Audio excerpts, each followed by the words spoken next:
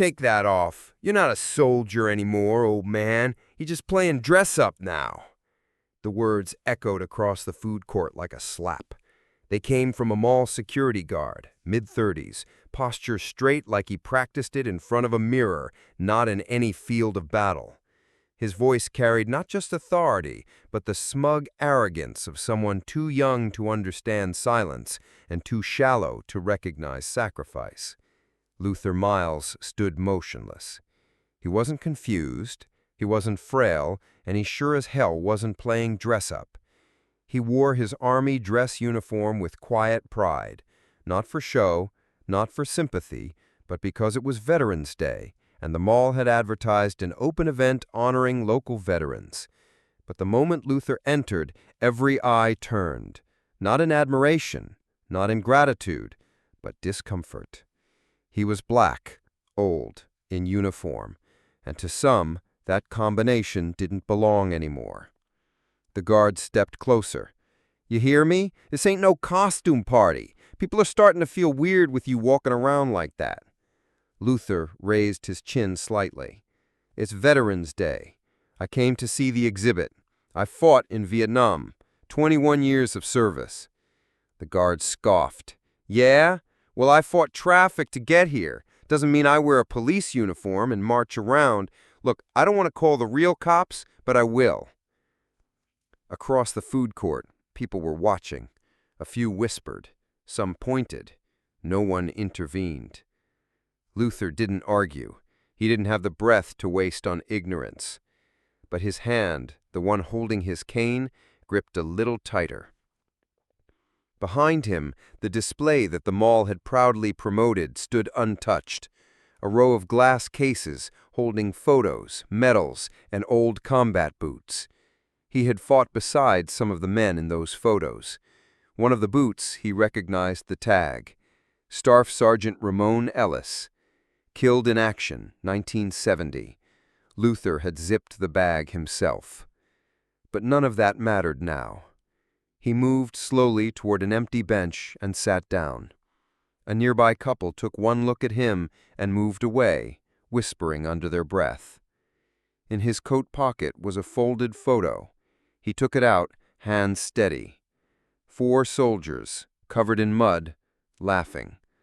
One of them, younger, leaner, full of life, was him. Another was Halstead. Colonel Richard Halstead. They'd bled together in the jungle, cried over the same bodies, dragged each other through the worst of it. Luther never asked for credit, never chased titles, but this kind of dismissal, like he was just a tired old man in a pretend uniform, this was different. He folded the photo back into his pocket. Then came the voice, "Sergeant Luther Myles." The voice cut through the air like a saber, commanding, familiar. The security guard turned, annoyed. "Who's asking?" Out from the crowd stepped a tall man in a gray coat, silver at the temples, sharp eyes. Colonel Halstead. "I'm asking," he said, stepping between the guard and Luther. "I've been looking for this man for over a decade, and I walk in here to find him being treated like a criminal?" The security guard stammered. Sir, I didn't... He looked..." "What did he look? Too old? Too black? Too proud?" There was silence. Then Halstead turned to Luther and extended his hand. "You once pulled me out of a ravine under fire with shrapnel in your back, and today I'm here to return a favor." The crowd around them had grown. Phones out, recording. People watching now, not with suspicion, but shame. Halstead turned back to the crowd. "This man wore that uniform long before most of you knew what sacrifice meant. And if you can't see a hero when one's sitting 10 feet from you, the problem isn't his uniform, it's your eyes." He turned to the security guard. "You want to call the cops? Do it. I'll be sure to have the Pentagon on the other line when you do." The guard backed off, red in the face. Luther stood slowly, cane in hand. "Didn't think I'd ever see you again," he said to Halstead. Halstead smiled. I promised I'd find you. Took me long enough. They walked out of the food court together. Behind them, the mall's Veterans Honor exhibit now felt like a hollow shell, because the real story had just walked out the door. Luther and Halstead stepped into the open air, the late autumn breeze brushing gently against their faces. Neither of them spoke at first. It was the kind of silence forged not from awkwardness, but from time, from the decades that had passed, and the weight of everything unspoken between them. They had fought together, bled together, and in many ways mourned together. But life, as it tends to do, had scattered them. Halstead had risen through the ranks, eventually retiring with full honors. Luther had returned to a country that thanked him with suspicion, red-lined housing, and a job at the post office that paid just enough to forget he'd ever worn a uniform. "I never forgot," Halstead finally said. Luther gave a dry chuckle. "Plenty of people did." Halstead nodded. "That's why I came looking." They walked in silence again, crossing the parking lot toward Halstead's car, a nondescript black sedan that didn't match his stature, but fit the man he'd always been. No flash, just function. "I've got a place in Georgetown," Halstead offered. "Guest room's yours. Stay as long as you want." Luther shook his head. "I appreciate it, Rich, but I've got my place, my neighborhood. It ain't much, but it's mine." Halstead didn't press. He knew better. "You kept the cane," Halstead said after a while, gesturing to the worn hickory stick in Luther's hand. "Yeah, custom. Got it made after they told me I wouldn't walk again." "And you proved them wrong." Luther stopped beside the car and leaned on the cane. "I proved myself right. Big difference." Halstead opened the passenger door for him. As they drove, Luther looked out the window. The city had changed. Glass towers now rose where factories used to be. Fancy restaurants replaced corner diners. But some things hadn't changed. Not the way people stared. Not the way they judged by skin and age before they heard your name. "You still got that scar?" Luther asked suddenly. "Lower back from shrapnel at LZ Echo? Yeah, never went away. Hurts when it rains." "Still does," Luther echoed. They shared a laugh, the kind only veterans can share, when pain becomes a badge of honor. Halstead pulled up to a quiet building, the Veterans Community Archive, a place few people outside the military even knew existed. He looked at Luther and said, "Come inside. There's something I want you to see." Inside, the walls were lined with photos, letters, dog tags, and digitized records. Unlike the mall exhibit, this place breathed respect. Halstead led him to a locked room in the back. A staffer opened it. The lights flickered on, and there it was. A full memorial, not just to the 7th Signal Battalion they'd served in, but to Luther Myles himself. Photos of his unit, documents, commendations, a blown-up copy of the Bronze Star recommendation that had mysteriously been lost in 1972. A recording, Halstead's own words. "This man kept hundreds of us alive. His radio didn't just send signals, it gave us hope." Luther stared, silent. A plaque beneath his photo read, "Sergeant Luther Myles, U.S. Army Signal Corps, 1965 to 1986. No voice unheard, no signal lost." "I had it built 5 years ago," Halstead said quietly. "Kept waiting for the right time to show you." Luther blinked, but his voice stayed steady. "They never gave me that star." "No," Halstead said, "but they will. That's part of why I came. we're reopening your file. I've already called in favors, congressmen, retired brass. It's time." Luther exhaled slowly, looking up at the wall. "You did all this for me?" "No, I did it for the truth, and because I owe you more than I can say." Luther touched the frame of the photo. "For years, I thought maybe I didn't matter anymore, like they'd buried me while I was still breathing." Halstead stepped beside him. "They tried, but the truth doesn't stay buried forever." They stood there for a long time, letting the silence speak. On the way back to Luther's place, Halstead asked, "You still fixin' radios?" Luther chuckled. "Every day. Got a kid on my block, 14. He's learning Morse code from me." "You're still teaching, huh?" Luther smiled. "You never stop, not if it matters."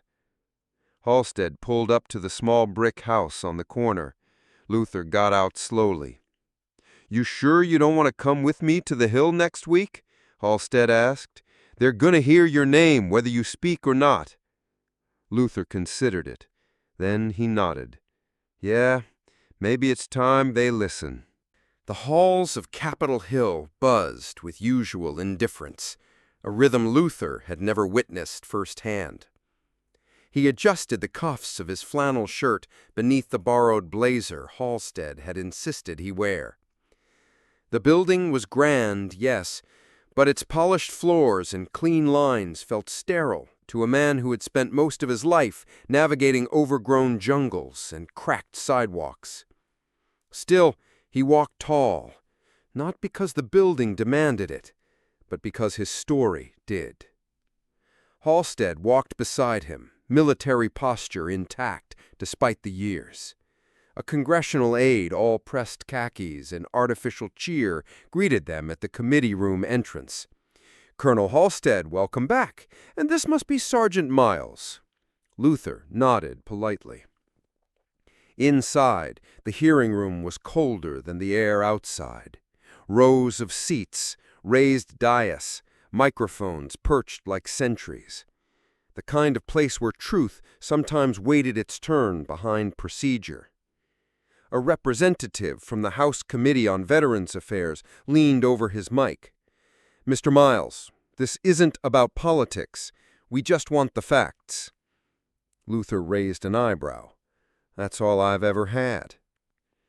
Halstead introduced the request, a petition to reopen Luther's Bronze Star citation, lost in bureaucratic void after the ambush at Firebase Nolan in 1971. "Lost?" Luther had said earlier. "Funny how often that happens to people who look like me." Today, that truth was on the table. One by one, testimonies were given.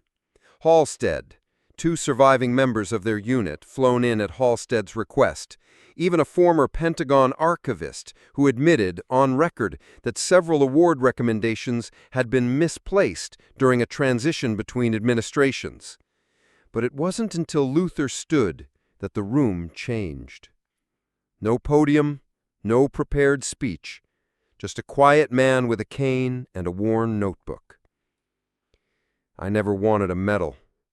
I wanted the men next to me to come home. That's what my job was. Not glory, not press releases, just voices on a radio line that couldn't go silent." He opened the notebook. Pages yellowed with time, ink faded but legible.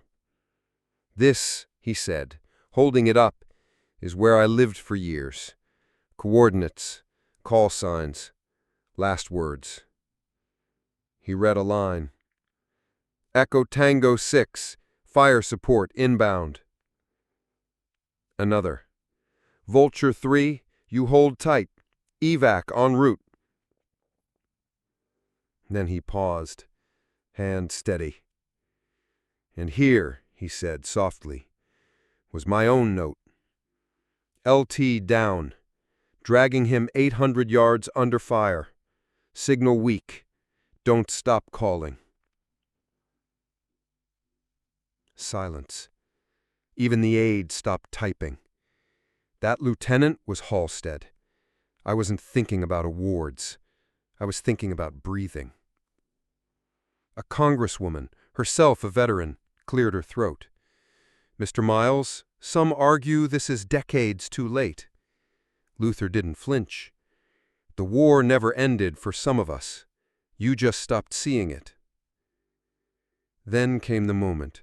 A voice from the back of the room, a younger representative, skeptical from the start, leaned into his mic and muttered, "He doesn't deserve a medal. He wants a handout." Gasps. Halstead shot to his feet. "Strike that comment!"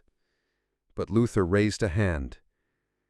He turned to face the congressman, his tone still calm. "I spent years handing out supplies, evac orders, final words from sons to mothers. If I wanted a handout, sir, I'd have asked for peace. What I'm asking for is the truth and the dignity that should have come with it." The room shifted. Power changed seats. That comment, disrespectful, public, broadcast live, lit up the news cycle within hours. Clips played on veterans forums, military families rallied, Gold Star mothers called in to radio shows. The next morning, Luther's name trended across social media. By evening, the congressman issued a formal apology. Too late. Veterans organizations nationwide signed a joint letter supporting Luther's award. Former generals added their names. And Halstead? He walked into a press briefing and said only this: "If this country doesn't stand for men like Luther Myles, then it stands on nothing." The committee reconvened 48 hours later. A unanimous vote. The Bronze Star, with Combat V for valor, would be restored. The ceremony would be held at Arlington. As the staff filed out, Luther sat still, his notebook open. He drew a single line beneath the last entry, then wrote 3 words: "They finally heard." The day of the ceremony dawned cold and clear. A crisp November wind swept across Arlington National Cemetery, rustling the rows of flags and pressing the jackets of those who had come to bear witness. Luther stood near Section 60, where too many names had been etched in stone and silence. His new dress uniform, a gift from Halstead, fit stiffly against his shoulders, not from size, but from memory. He hadn't worn a uniform since the day he left Vietnam, his duffel bag heavy with silence and his throat tight with unspoken things. Now a bronze star pinned in a velvet box waited for him at the end of the long ceremonial path, surrounded by the weight of a nation finally watching. Across the field, military bands tuned their instruments. The press lingered behind a designated rope line, and in the distance a young voice muttered to no one in particular, "He's just an old man in a uniform." The words hung in the air like frost. The speaker, a junior Pentagon staffer, immediately regretted it. But it was too late. One of the reporters nearby had heard it. The microphone picked it up. The story had legs before the ceremony even began. Luther didn't hear the comment, but Halstead did. He turned slowly, his jaw set. "Watch your tongue, son," he said, not raising his voice, just anchoring it. The young man nodded stiffly, shrinking into his coat. As the crowd settled, a hush came over the cemetery like a woolen blanket laid across the wind. An Air Force colonel stepped to the podium, her ribbons catching the light. "We gathered today not just to award a medal, but to restore a name, a voice, a truth." She paused, eyes scanning the crowd. "We failed Sergeant Luther Myles once. We do not get to fail him again." Luther was invited forward. He walked the distance slowly, cane in one hand, notebook in the other. The crowd stood, not for the medal, not for the moment, but for the man. At the podium, he looked at the box, but did not open it. This doesn't change the past, but it speaks to the future, the kind where service isn't judged by skin or silence or the number of years past. He held up the notebook. This kept more men alive than I could count, because someone listened. Someone believed their voice mattered. So I kept listening, and I waited. He looked across the rows of gravestones. Some of the names I called never called back. Silence answered him. Then applause, quiet at first, then building, respectful, reverent, earned. Halstead stepped up beside him, lifting the medal from its case and pinning it on Luther's chest. The two men saluted each other, not just with their hands, but with the kind of recognition born only in fire and brotherhood. As they turned to leave the podium, a young black soldier near the front row, barely out of basic training, stood and saluted. Then another, and another, until nearly 20 dozen stood, uniformed, civilian, old, young, all saluting, not just the man he carried for so long. The crowd dispersed slowly. Reporters approached, cameras flashing. Luther said few words, just enough. When asked what he planned to do now, he simply replied, "Go home and maybe rest a little easier." But it didn't end there. That night, the comment, "Just an old man in a uniform," made headlines. The backlash was swift. Veterans across the country flooded the Department of Defense with letters, emails, and calls. "Old men in uniforms," one letter read, "built the foundation you now stand on." By morning, the staffer had issued a tearful apology on a live stream. And still, Luther remained quiet. He didn't call for punishment. He didn't raise his voice. He simply posted a photo from Arlington, standing alone next to the rows of markers, with one caption: "We earned these uniforms, and we never stopped wearing them, even when you stopped seeing them." It was shared 3.4 million times. 2 weeks after the ceremony at Arlington, Luther returned to his quiet life in Eden Falls. But the town he came back to wasn't quite the same. Something had shifted. At the corner store, teenagers who once looked through him now held the door open. The postmaster at the old office asked him to stop by, not for mail, but to speak to the new hires about discipline and duty. And outside his small home, a group of local vets and volunteers arrived one Saturday morning with shovels, paint, and lumber to fix the porch that had been sagging for years. No one asked him. They just showed up. Luther, ever quiet, simply nodded and made extra coffee. The phrase, "no voice unheard," began appearing in places across town. Chalked on the blackboard at the high school, printed on a banner at the VFW hall, even etched into a bench at the local park. It became a kind of quiet motto for Eden Falls, a reminder that people like Luther weren't just stories from the past, but examples of what dignity looked like when the world wasn't watching. And then, one day, an email arrived. It was from the Department of Veterans Affairs. They wanted to create a national storytelling initiative, a series of oral histories from veterans who had been overlooked, mistreated, or simply never asked to speak. They wanted Luther to help lead it. He hesitated. He'd never been one for the spotlight, never comfortable behind microphones. But he thought about the notebook, about the names he had called out on broken radios, the ones that never called back. And he said yes. A month later, Luther sat in front of a camera in a small Washington studio. His hands were folded, his voice steady. He didn't talk about medals.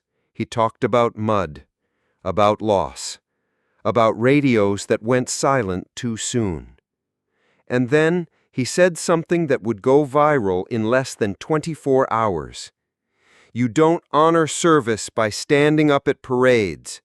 You honor it by sitting down long enough to listen. By the end of the week, thousands of veterans had written in. Some with stories, some with nothing more than a sentence. I thought no one would ever ask. At a special press conference, the initiative was formally named the Luther Myles Project. Its mission was simple: record 10,000 veteran testimonies in 5 years. Luther didn't attend the launch. He was back in Eden Falls helping a neighbor change a flat tire. But when he heard about it, he simply smiled and returned to his notebook.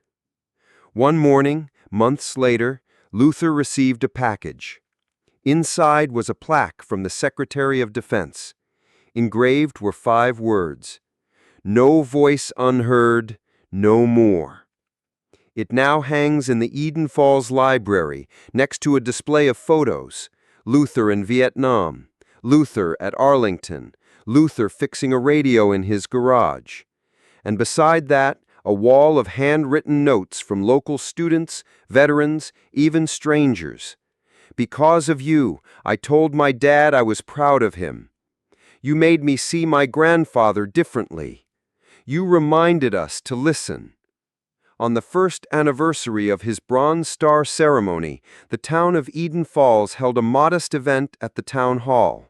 No media, no fanfare, just neighbors. They unveiled a simple stone at the entrance. Etched on it, "In honor of Sergeant Luther Myles. He wore his silence like a uniform, and it spoke louder than any medal ever could." Luther didn't say much that day. He stood beside the stone, nodded to the mayor, shook hands with a group of ROTC cadets, and then he whispered to Halstead, who had come all the way from D.C., "We did good, huh?" Halstead chuckled. "We did more than good, brother. We made them remember." That night, as Luther sat alone on his porch, now sturdy and painted, he opened his notebook. He added one last line beneath a sketch of a field radio. "Some stories take a long time to be heard, but when they are, they echo."